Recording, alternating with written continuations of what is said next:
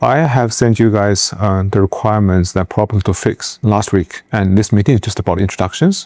Every executive I've spoken to recently has been talking about the potential of AI killing software as a service. In China, this might already be happening. Just this Monday, I was in Shanghai. I was having lunch with a friend of mine who's the CXO of a fintech company which has operations in multiple countries, but headquartered in Shanghai. He has a big head of managing a headcount across multiple countries. So using his natural instinct, he engaged some international software company.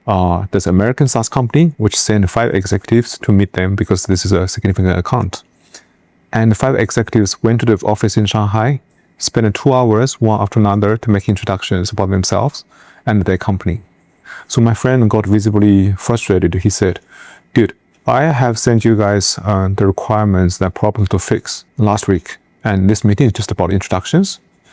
And the other party said, "Yeah, this is how we typically conduct this kind of customer onboarding. So we first introduce ourselves, and the second meeting next week, we're going to talk about the product details." My friend got so frustrated, he left the meeting and he asked his team to actually continue. But he went straight to his CTO saying that, "Hey, I want to build this software. Can you build that with agents?" The CTO agreed, lent him 2 engineers, and they built a functional prototype within 6 weeks. And the cost, some tokens, plus 6 weeks of 2 engineers' time. So during our executive immersions to China over the last couple of months, I've been visiting lots of friends' companies, talking to founders, CXOs. And this is the same story that I see repeating one after another. So people are leveraging agents, people are building software themselves. So what does that do to the whole software as a service or SaaS industry? So you might be arguing that this is like beating a dead horse, because in China, the software as a service industry has barely existed. I mean, there are lots of companies, but they barely make a profit.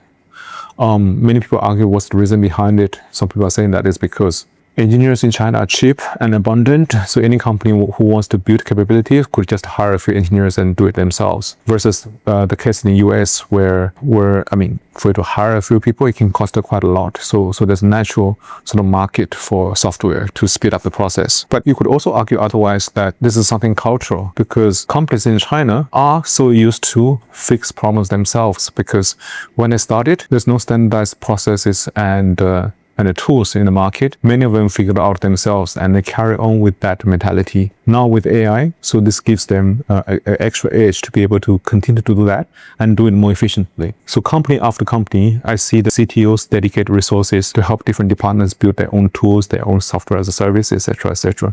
So even have the extreme case of the founder of Alibaba's productivity suite, DingTalk, Mr. Chen, who said in a recent conference that in future software will become disposable, just like a contact lenses.